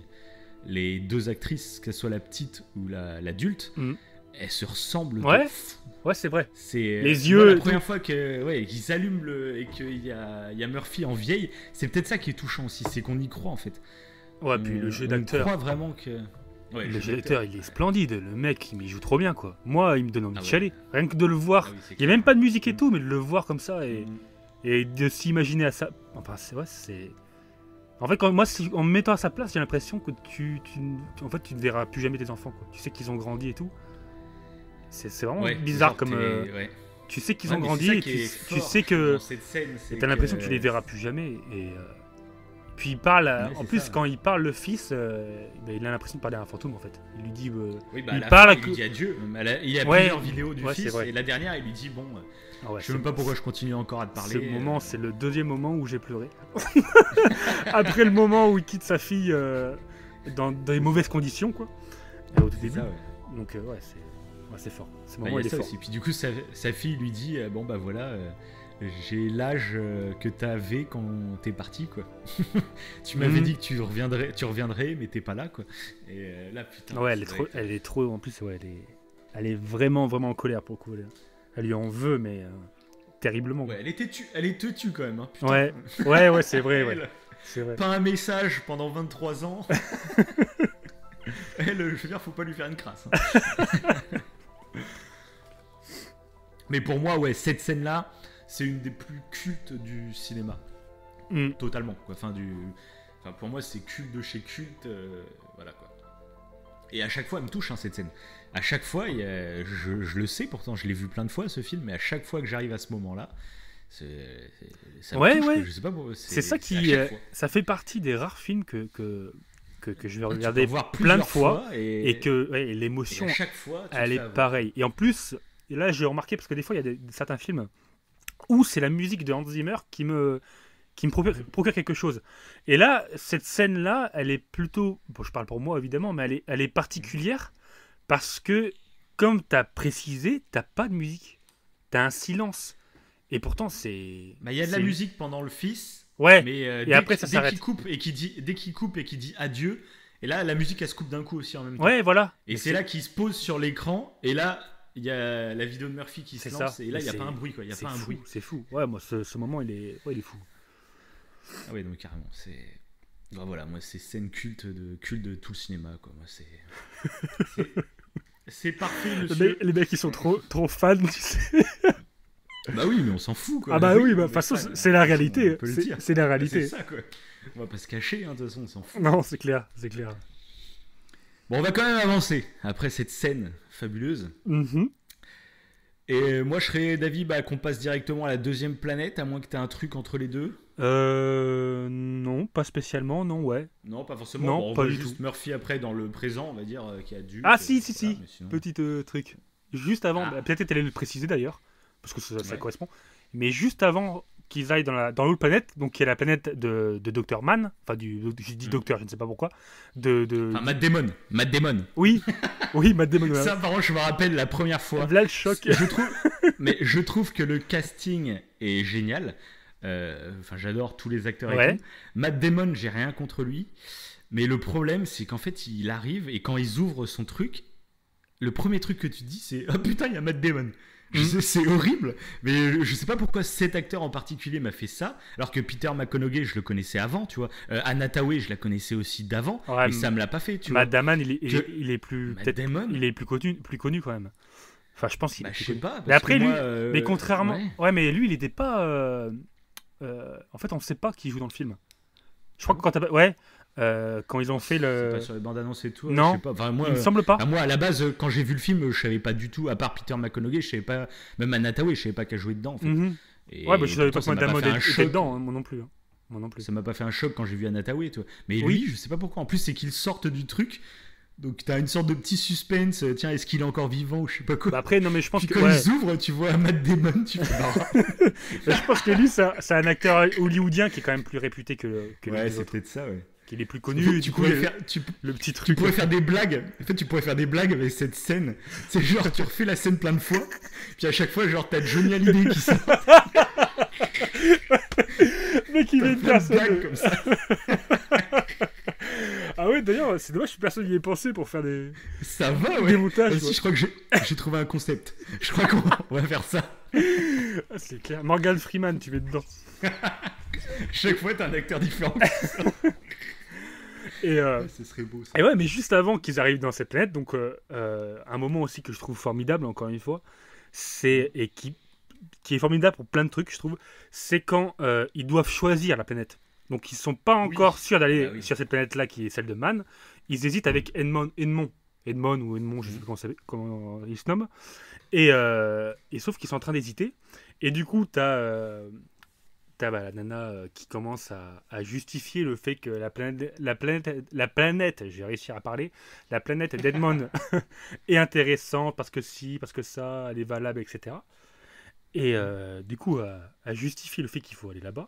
Oui. Et d'un coup, Cooper il réfléchit et il dit, bon, je résume un peu, mais en gros, il dit, oui, mais avant de choisir la planète, il faudra peut-être qu'on précise quelque chose. C'est le fait que t'es amoureuse de lui. Et là, t'as un petit blanc, et puis après, elle commence à se justifier du fait que, oui, mais l'amour, ça permet des grandes choses, etc. Donc, elle fait toute une justification, en fait, qui est pas du tout scientifique, pour le coup, qui est totalement intuitif. Oui, oui. Elle a dit clairement que c'est intuitif, que l'intuition, que c'est la bonne planète. Et, C'est ça. Et puis elle pose des questions, c'est assez intéressant, même Ouais. si pour certains ça peut paraître peut-être un peu niais, tu vois. Ah, c'est l'amour qui voilà. Mais il y a un truc quand même que je trouve qui est assez intéressant Mhm. dans ce qu'elle dit, Ouais. c'est que quand on se renseigne sur le corps humain, etc., on se rend compte que tout est une histoire de chimie.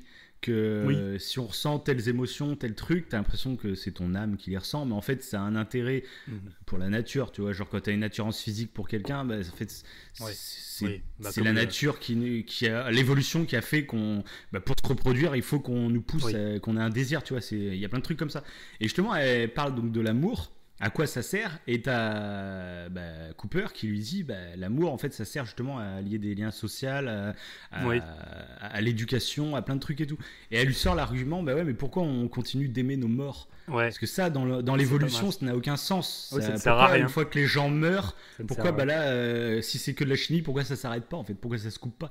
Et alors c'est peut-être totalement débile, j'en sais rien. Mais moi ça m'a parlé cette phrase. J'ai fait, Ah oui, mais putain, moi aussi. Mais c'est touchant ce qu'elle dit. En fait, ça paraît pas c'est ça ouais. irréaliste. Du coup, tu sais pas C'est comment te ça, placer c'est- parce que tu dis ce qu'elle dit, ça te parle en fait, ça parle ce qu'elle dit, mais du coup, Mhm. tu dis, mais c'est pas scientifique. La science, justement, c'est ne pas se fier à ses intuitions, parce que sinon, mais carrément, on ouais. croirait que le Soleil tourne autour de la Terre, quoi. Donc, alors que c'est pas le cas. Oui, oui, c'est ça. Donc voilà, du coup, c'est assez bizarre. Bon, bah, du coup, ils se décident d'aller sur la planète de Monsieur Mann. Ouais, Et de Monsieur Matt Damon. juste avant, Ouais. avant d'atterrir sur la planète, il y a Ouais. quand même le papy qui meurt. Le papa de Anataway, Ah oui, il qui meurt. décède. Ouais, c'est vrai. Ouais, Il meurt, oui. c'est pile poil avant d'arriver sur la planète Oui, c'est qu'il vrai. décède et qu'il avoue à Murphy Ouais. qu'en fait, son équation, il la résout depuis des années. Et qu'en fait, c'est pas possible en fait.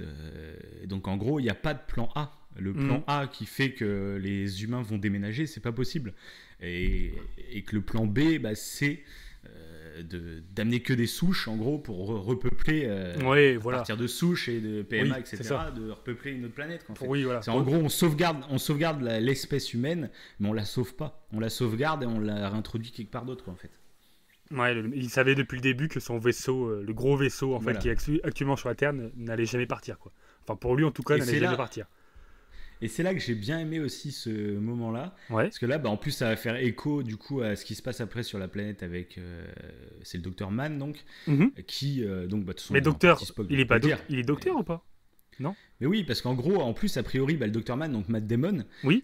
en gros, apparemment, c'est un éminent scientifique. C'est quelqu'un qui a contribué à fond.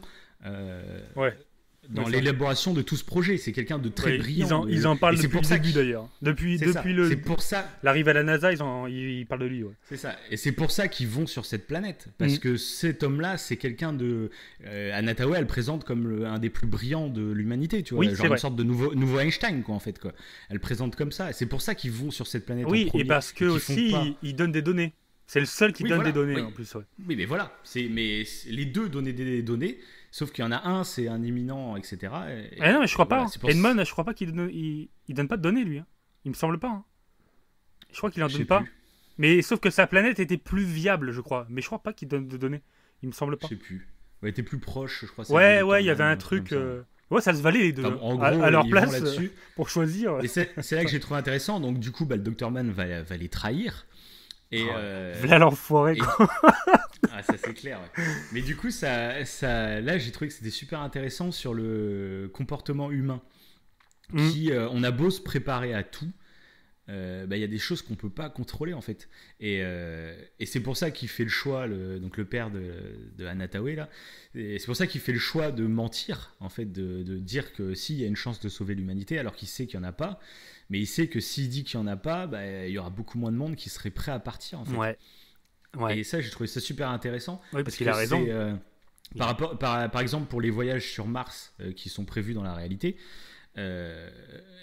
genre il y a déjà des gens qui sont en train de se préparer pour aller vivre sur Mars et on les enferme pendant des mois et des mois dans des zones complètement désertiques Mm.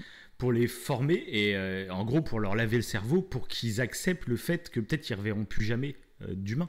Mm. Parce que les gens qui vont partir sur Mars, a priori, c'est un voyage aller. Hein. Oui. Il n'y a pas de Oui, il y a pas d'aller-retour, prévu, hein. Et ça, c'est le problème, c'est que tu peux pas même ils essayent de les entraîner sur Terre, etc. Voilà. Mais je suis pas sûr que ça soit la même chose, moi. Ouais, voilà. Ça va être une question qui va être vraiment intéressante. Bah, c'est ce qui, parce qu'une en fois plus, que tu te retrouves vraiment dans le cas. Ouais, ce que tu fais. Putain, Bah, il le précise, hein, en plus, il le dit parce que il dit j'ai essayé de tenir. Il avait juste à appuyer sur un bouton pour envoyer des données pour qu'ils viennent. Et Ouais, là, c'est il dit ça. j'ai tenu, mais j'en pouvais plus et il a craqué. Et il ça pète qui est fort, totalement en c'est plomb.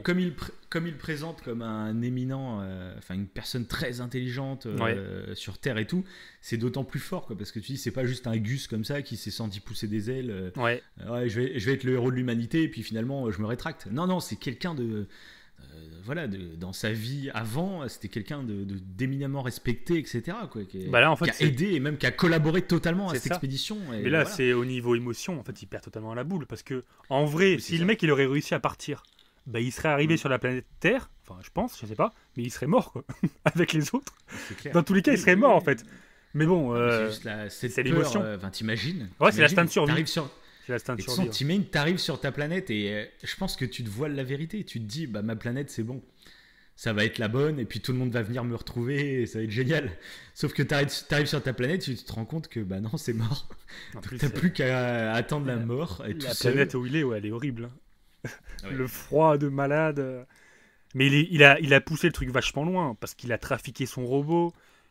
Le mec, il a prévu à tout quoi. Il avait prévu le discours qu'il allait donner à l'équipage en disant oui voilà donc oui à la surface en bas et vous allez voir il y a plein de trucs.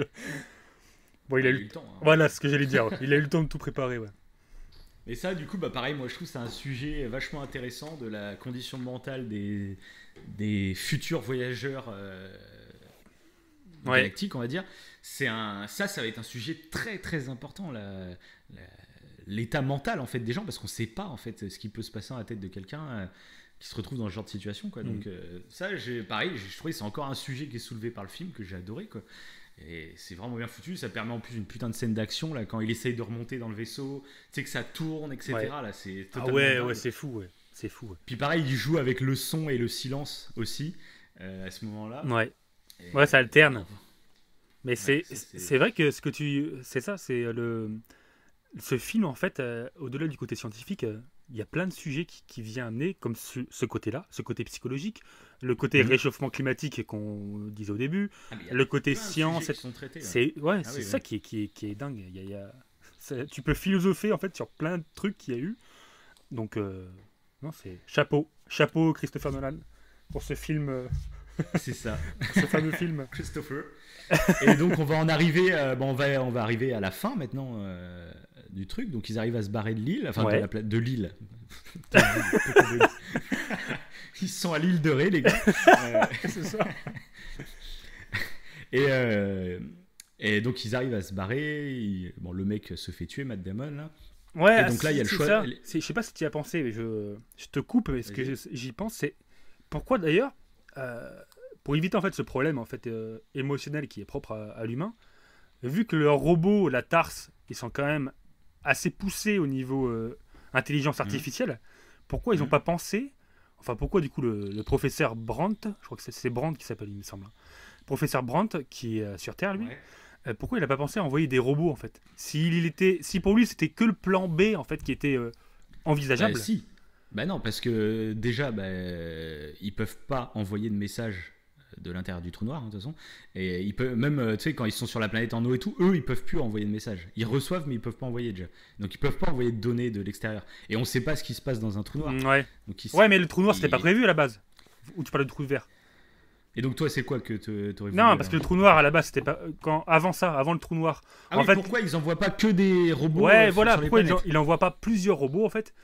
Mais après, je pense tout simplement parce qu'ils sont pas assez perfectionnés. Ouais, c'est ce que je me suis dit aussi. Je pense qu'il y a besoin d'un être humain derrière pour coordonner un peu tout ça. Et c'est pas des êtres humains lambda qu'ils envoient, c'est des puissants scientifiques, tu vois, c'est des vrais experts. Ouais. C'est pour ça, tu peux pas te fier à que des robots sur l'avenir de l'humanité, voilà. Ils préféraient envoyer des mais du coup, ils préféraient passer pour un gros connard. Mais bon, s'ils pouvaient pas le faire. Pas forcément un connard, c'est. Sur le coup, c'est ce que tu dis, mais en fait, ça n'est pas vraiment parce qu'ils sauvent l'humanité, enfin, ils sauvent l'espèce humaine. C'est ça. C'est soit ça, soit il y a rien en fait, soit on crève tous en fait. Ouais, donc, c'est ça. Et voilà. Bah, ça aussi, c'est intéressant d'ailleurs. Ce côté, encore un autre truc à débattre. L'idée, en fait, qu'il fasse ça, c'est un peu immoral, en fait. Parce qu'il ment, plus ou moins, c'est politiquement incorrect. Oui, mais d'une certaine manière, c'est vraiment la seule solution. Parce que sinon, personne ne l'aurait fait. Plus grande, quoi, en fait. Quoi. Ouais, voilà. Ça, un peu comme Dumbledore, quoi, avec Harry Potter. Exactement. Exactement. Il lui ment toute sa vie pour. Mais non, mais d'ailleurs, on va pas spoiler Harry Potter. Mais... Bah, c'est Dumbledore en fait, le professeur Brandt. Sauf qu'il avait. Mais attends, est-ce que c'est pas le même acteur quand même? Non, c'est pas le même acteur. Non. T'imagines? Il joue toujours le même genre de rôle. Comme ça. Ouais. Bah, par contre, l'acteur, c'est celui qui fait Alfred, je crois, dans les Batman Dark Knight et tout. Ah ouais. Il me semble. Parce que Anna Hathaway, c'est elle qui joue Catwoman dans Dark Knight Rise. Ouais. Anna Hathaway. Voilà. Mais après, les autres acteurs, je crois pas qu'ils les aient déjà utilisés. En fait, c'est Nolan, il reprend les mêmes. Bah, souvent, les réalisateurs, ils ont leur acteur fétiche. Ouais. Enfin bon, donc on va arriver au trou noir. Au trou noir. Voilà. Donc ouais, là, c'est quand trou noir.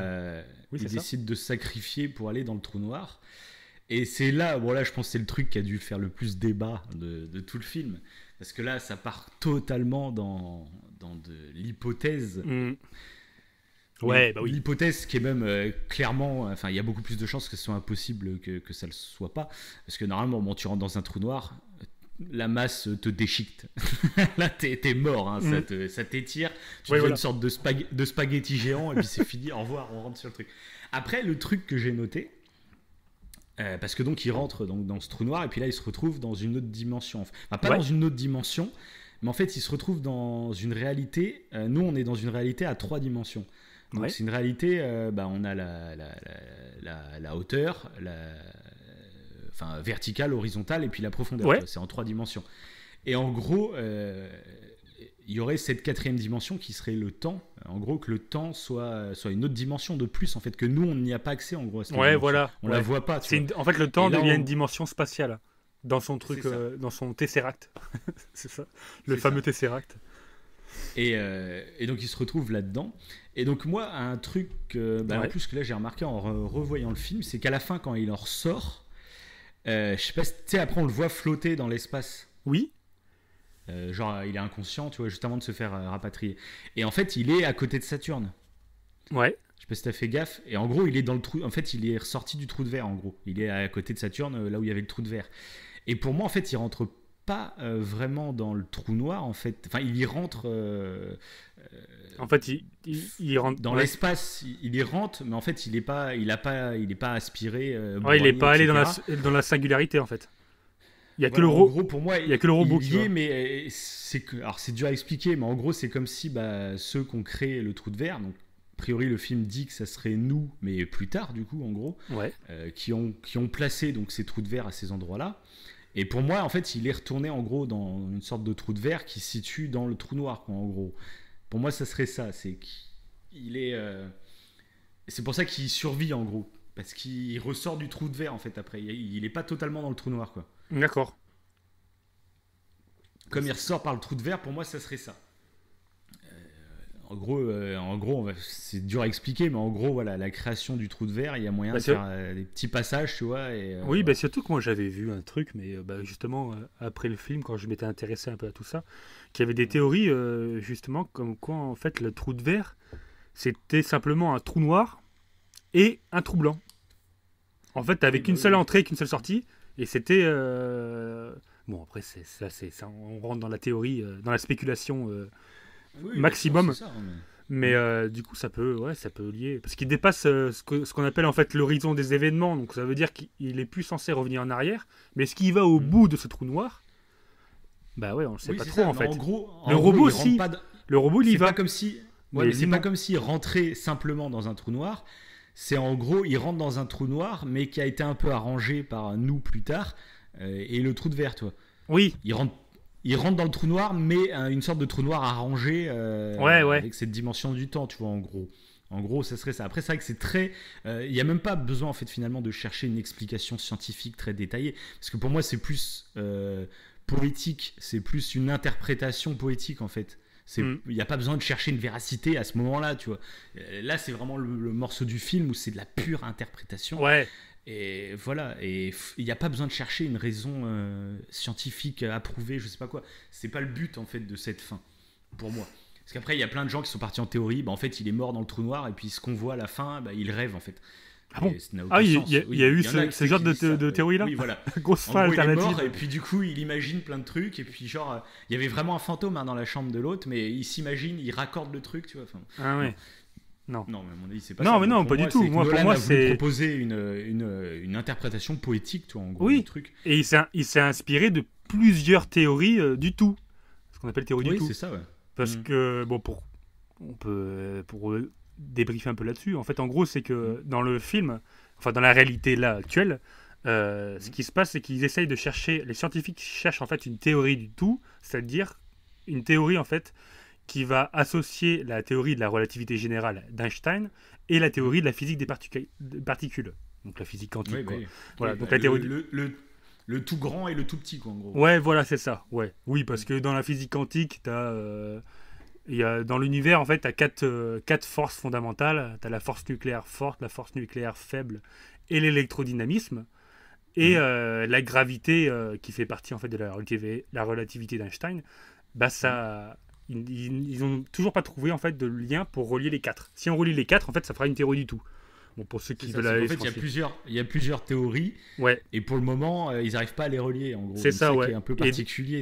Et dans cette poésie-là finale, en fait, c'est le cas. En fait, en envoyant en fait le robot et lui-même, Cooper, dans le trou noir, dans la singularité du trou noir, et ça, apparemment, c'est plus ou moins viable. On aurait des données en fait sur la physique quantique qui pourraient en fait lier potentiellement. Donner des réponses en fait au niveau équation pour lier la relativité générale et la physique quantique. Et c'est ce qui se passe en fait un peu à la fin du film. C'est en faisant ça, quand il rentre dans le trou, il demande à son robot. Les infos, il les donne à Murphy, quoi, en fait, quoi. Ouais. Et après, du coup, je sais pas, mais parce que du coup, elle arrive du coup grâce à cette équation à faire décoller le vaisseau gigantesque de la planète Terre. Hein. Mais je sais plus comment elle le fait du coup, parce que je sais plus ce qui manquait. C'était une énergie dont elle avait besoin. Parce qu'elle a fait l'équation, tu sais. Elle fait cette fameuse équation là. Donc elle trouve la théorie du tout, ce qu'on cherche là, actuellement dans la réalité. Donc dans le film, elle le trouve grâce à la singularité du trou noir. Mais comment elle démarre en fait le gros vaisseau spatial de la planète Terre? Ça, je sais plus. C'est qu'il trouve Pour l'énergie, je sais pas s'il répond. C'est grâce que l'équation, elle sert aussi à ça, faire oui. tenir à l'intérieur, à la gravité à l'intérieur, un sorte de cylindre, etc. Ouais. Après, oui, je sais plus exactement ça. C'est vrai que je me suis renseigné là-dessus avant le podcast. Je crois qu'il. Après, tu n'y penses plus parce qu'il y a tellement de données dans le film. Oui, mais je crois qu'au tout début, ils en parlent très rapidement. Il le dit, le professeur. Je sais plus du coup. Pourtant, je l'ai vu juste avant le podcast. C'est ça, oui, mais il y a tellement de trucs. Mais justement, c'est ce qui est bien dans ce film, c'est que on va pas tout dire dans ce podcast parce qu'on c'est pas notre métier, voilà. Oui. Et justement, ça pousse ceux qui nous écoutent, qui sont intéressés par tout ça, allez vous renseigner justement là-dessus à fond. Et il y a des réponses crédibles, pas avérées, mais crédibles. Et ça qui est cool dans ce film, quoi. Oui, parce que du coup, là, la théorie du tout qui est expliquée dans le film, même si actuellement on l'a pas trouvée, encore une fois, je précise, dans la réalité, c'est quand même inspiré de théories qui pourraient potentiellement exister. Donc la théorie des cordes, d'où le vaisseau, la station Cooper qui fait un peu une corde, je trouve que c'est un clin d'œil, je pense à ce côté, à la théorie des cordes. Vu que la station Cooper est un cylindre, c'est un clin d'œil à ça. Et donc il s'inspire quand même de pas mal des choses. Et j'avais vu un truc comme quoi il s'inspirait de la... J'avais trouvé ça plutôt intéressant. De la théorie des branes. Du fait en fait que les branes, c'est comme si on imagine notre univers observable. Vous imaginez un livre en fait, un bouquin, un dictionnaire, n'importe quoi, et une page, en fait, ça correspond à notre univers observable. Et du coup, chaque page, en fait, c'est d'autres univers. Et que nous, on peut pas observer. Du coup, nous, on est dans notre page et on peut pas observer les autres univers. Et que la gravité, en fait, elle traverse du coup les trucs. Oui, voilà, c'est ça. Parce que un truc qui paraît très science-fiction, c'est parler de plusieurs dimensions. Oui, mais il y a beaucoup de scientifiques qui y croient, mais qui théorisent là-dessus, en fait. Sur la possibilité qu'il y ait plusieurs dimensions. Ouais. Ça nous paraît complètement science-fiction, et pour le coup, c'est vrai, parce qu'on n'a aucune donnée là-dessus. Mais, oui, et puis c'est fait de façon politique. Ça fait partie des choses envisageables, quoi, voilà. Et donc, On va continuer à avancer parce que là, moi, c'est un truc aussi que je voulais parler, donc toujours dans cette phase-là, Ouais. que je trouve méga intéressante. Ouais. C'est donc Cooper interagit donc avec la bibliothèque de sa fille. Mhm. Et ça, là, pareil, ça soulève un autre point que je trouve vachement intéressant. C'est que dans le monde actuel dans lequel on est, dès qu'il se passe un truc un peu bizarre, et ben à chaque fois on le raccroche à des trucs paranormaux, des fantômes, trucs comme ça. Là, c'est pile poil le cas. Ça pense que c'est un fantôme. Il y a des livres qui tombent, elle pense que c'est un fantôme. Mhm. Et c'est pourquoi on rapproche directement. Genre, il y a un livre qui tombe, tu vas penser directement que c'est un fantôme, que c'est un esprit, que c'est un poltergeist ou je sais pas. Pourquoi on se raccroche à. C'est juste culturel, tu vois, d'imaginer oui. des trucs comme ça. Que là, on se rend compte qu'en fait, bah, c'est une toute autre explication. Et limite, j'ai envie de dire, j'en sais rien, mais c'est plus probable ce qui se passe dans le film Bah, que ouais. que ça soit des fantômes, en fait. Ouais. Bah oui. Des fantômes, tu vois, des esprits qui survivent à leur Ouais, corps et bah tout, oui, ouais, c'est c'est clair. encore moins probable en fait. Là, on trouve que la fin d'Interstellar, oh, c'est vachement tiré par les cheveux, blabla. Mais les fantômes, c'est quoi? C'est pas tiré par les cheveux, les fantômes. Quand tu vas voir Annabelle, t'es pas en train de te dire, oh, la poupée qui bouge, c'est vraiment tiré par les cheveux. Tu te le dis pas. Et ça rapproche à plein de trucs. Et là, je ferai écho à l'exoconférence de Alexandre Astier, Ouais. qui parle donc des ovnis, etc. Et il dit un argument qui est super intéressant, c'est que tu sais, il y a des masses de témoignages, des gens qui ont vu des ovnis, etc. Donc déjà, dans tous les ovnis, les témoignages, il y a plein de témoignages, déjà il y en a qui mentent, Ouais. donc déjà tu retires une partie, et ils mentent, ils veulent faire les intéressants, il y a plein de raisons pour lesquelles les gens peuvent mentir là-dessus. Après, il y a des témoignages qui sont très sincères, Ouais. mais qui sont des erreurs d'interprétation.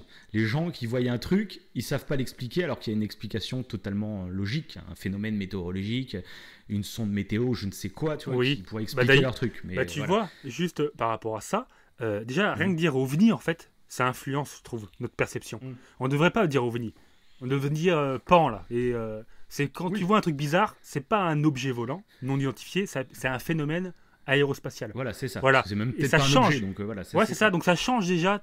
Mais ton même- interprétation. Même ovni, objet volant non identifié. Oui, ça. À aucun moment ça dit que c'est un extraterrestre. en Ouais, fait. en plus. Mais Tout à c'est- fait. Ouais, c'est vrai. Ouais. Et justement, c'est ça que je veux en venir. Alexandre Astier, il en parle dans son exoconférence. C'est qu'en fait, pourquoi, dès qu'on voit, on va dire, un ovni, Mhm. pourquoi on pense direct que c'est des extraterrestres? Et imagine tous les témoignages qui sont sérieux, qui vraiment, genre, c'est le mec de l'armée de terre, je sais pas quoi, qui a Ouais. vu un truc, vraiment, voilà.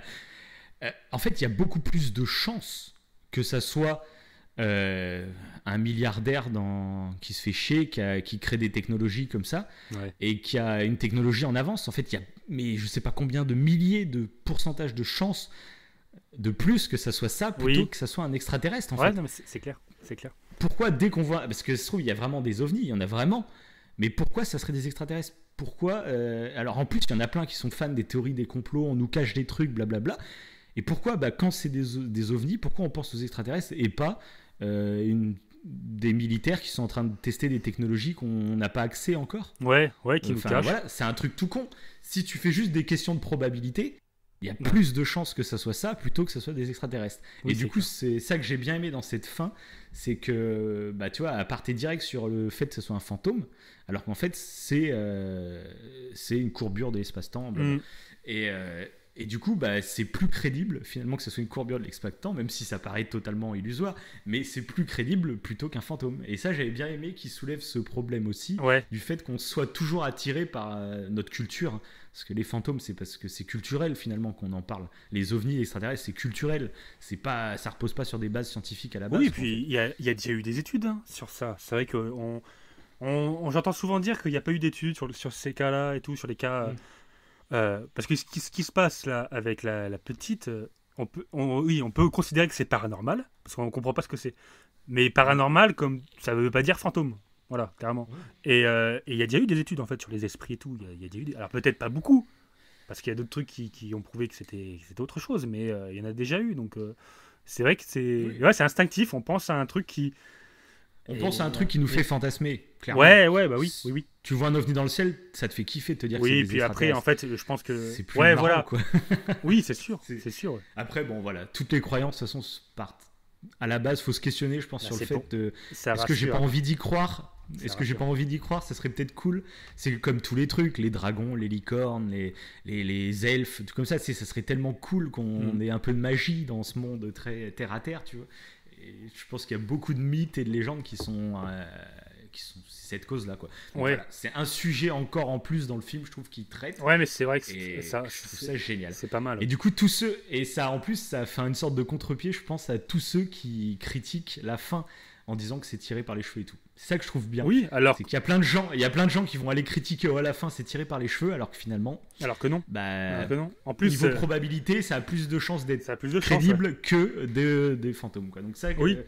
c'est le mec, il se répond lui-même directement, quoi. Après, il y a beaucoup de gens, je pense, qui vont pas faire cette démarche d'aller se renseigner, etc. Et donc pour eux, ça sera juste tiré par les cheveux. Et puis après, ils iront, Ah oui, alors que ils iront voir un autre film. Et puis ils vont regarder des documentaires sur les fantômes et sur sur la fin du monde des Mayas. Et puis ils seront à fond dedans, quoi. Voilà. C'est ça. mais alors que ouais, c'est Pardon. ça, c'est vrai, ça s'aspire à la fin quand il traverse du coup un peu le temps, ça s'aspire encore une fois, je le répète, de la théorie des branes plus ou moins, où les ondes gravitationnelles, en fait, bah il y a avant dans n'importe quelle, enfin, il n'y a pas de temps.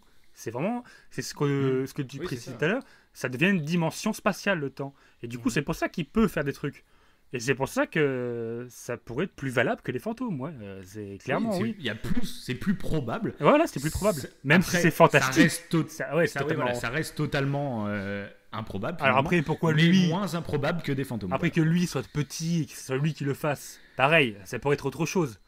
Ça pourrait être une autre dimension, pas forcément lui, quoi. Mais oui, ça peut être plein de trucs, quoi. Donc, moi, c'est vrai que c'est pour ça que, voilà, c'est... Encore une fois, ce film est formidable, voilà. C'est ça. Faut le dire.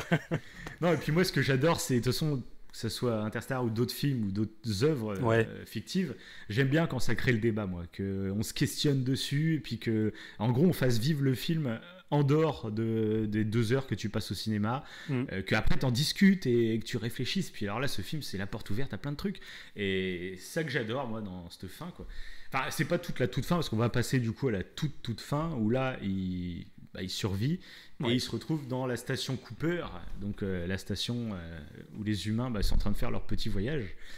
Et a priori, à ce que je pense, parce que tu sais, ils lui disent qu'elle arrive dans quelques semaines. Je sais pas si tu vois à la fin. Oui, ouais, je me rappelle, ouais. Donc j'ai l'impression en fait qu'ils sont pas partis, de toute façon je pense pas, mais ils sont partis à plusieurs navettes en gros, je pense. Oui, parce qu'apparemment elle est dans une autre navette et que c'est compliqué pour faire le transfert, je crois. Le transfert, quoi, ouais. C'est ça, et du parce coup, ouais, qu'en plus, c'est elle est ça. en sommeil parce qu'elle est presque en train de mourir, quoi. Donc voilà. Puis c'est la dernière scène qui est super touchante aussi, quand tu la vois en grand-mère. Et tu te rends compte, je sais pas si t'as fait gaffe, au tout début du film, la première personne qu'on voit, tu sais, qui parle dans mon père était agriculteur, etc. La première personne qu'on voit, c'est Murphy en fait. Ah, d'accord. Ouais. La toute première, le premier visage qu'on voit à l'ouverture du film, je l'avais c'est pas Murphy, fait gaffe. vieille. C'est là le fait que tu le dises. C'est Murphy qui est vieille, et donc du coup, dès que tu revois le film une deuxième fois ou une 20e fois, ce moment, ça te fout des frissons direct en fait. Tu fais merde, putain. C'est une grand-mère. Ouais, je trouve que c'est horrible. Ce moment, je trouve qu'il. Enfin, je sais pas comment l'expliquer, mais c'est tellement triste, tellement. Je sais pas, c'est horrible. C'est horrible. En fait, sa fille, elle va mourir, quoi. Il l'a vu. En fin de vie. Il y a une journée où il a pu. On va dire qu'ils ont pu. Même si elle le savait plus ou moins que c'était lui. D'ailleurs, elle est très très forte. Mais ça a pu apaiser les tensions. Mais c'est fini, quoi. Après, elle va mourir. C'est super triste. C'est trop triste. De voir ton enfant comme ça, qui est plus vieux que toi, qui est prêt à mourir, c'est hallucinant. Ouais. C'est ça que j'adore. Ouais. Vraiment, ça reflète la relativité générale de manière très émotionnelle. Et j'ai adoré, moi, le traitement qu'on fait de ce cas scientifique, quoi, de la relativité du temps. Ouais. C'est tellement fort émotionnellement, quoi. C'est dingue, quoi. Enfin, c'est génial. Bon, voilà, je pense qu'on a fait un superbe débriefing de tout ce film. Ouais. Je pense que moi, j'ai à peu près traité tous les sujets, je pense, que je voulais traiter, donc c'est vraiment cool. Et c'est vraiment un podcast en plus qui me tenait vraiment, parce que ce film, voilà, c'est mon film, quoi, tu vois. Et donc voilà, je pense qu'on a bien fait le tour. Je sais pas si tu as d'autres choses à rajouter, si tu as envie de dire un petit dernier mot avant de conclure.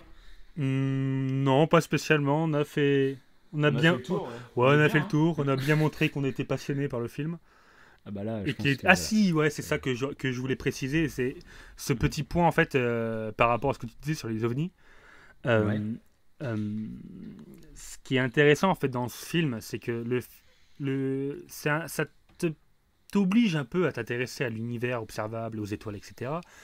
Mais en fait, du fait de s'intéresser à la science, et sur le dernier point qui est un peu paranormal, du fait qu'en fait, c'est pas un fantôme qui bougeait les livres, c'est lui et tout. Mhm. Il y a un côté qui est intéressant, c'est que ça t'oblige aussi à t'intéresser un peu à l'esprit critique, en fait.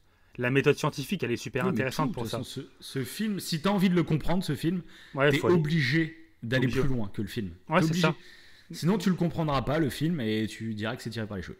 Mais Et soit tu restes à, ça, ce point, à cette base-là que c'est tiré par les cheveux, soit tu vas te renseigner et là tu Mais constates c'est ça la qui est bien dans profondeur du dans truc, la quoi. science, d'ailleurs, pour ceux qui nous écoutent, c'est de s'intéresser à la démarche scientifique dans la vie de tous les jours, quoi. Je trouve ça super. Ah oui, carrément. En fait, Ouais. Mais ça, je pense qu'on fera un podcast totalement Ouais, là-dessus, ouais. je pense. Il y a plein de Parce trucs. que là, on va Ouais. pas, là, ça va être trop long Oui, de oui, dire c'est ce clair. qu'on pense C'est là-dessus. clair. Mais je c'est pense clair. qu'on fera un podcast sur la zététique, sur l'esprit Ouais, critique, voilà. sur Voilà. les démarches à avoir, etc. Et même Là, sur c'est ouais. l'influence de notre cerveau aussi, ça pourrait Bah être voilà. intéressant C'est d'avoir ça. l'art de penser contre son cerveau. Et je trouve ça génial. Voilà. Mais Voilà. ça, on en reparlera dans un autre podcast. Je pense que là, Oui, ça parce va que être, sinon, ça va durer 3 heures. Voilà, c'est ça. Puis, on n'a pas le temps de, je pense, Mais voilà, ça fait des petits Faudrait teasers pas pour qu'on- d'autres podcasts. Voilà, c'est ça. Je sais pas quand on le fera, mais je pense qu'on va se préparer ça et ça peut être pas mal. C'est clair. Bon, bah là-dessus, Bah, c'était on beau. va Hein. se laisser. On est à une petite heure 30, on est bien. On Ouais, est dans ouais. la moyenne. Voilà. Petite moyenne, mais on est bien. Ça fait plaisir. Et ben, je te dis à la prochaine. Ouais. Bah, on vous dit à la prochaine. Hein. Et puis, Voilà. des avis positifs.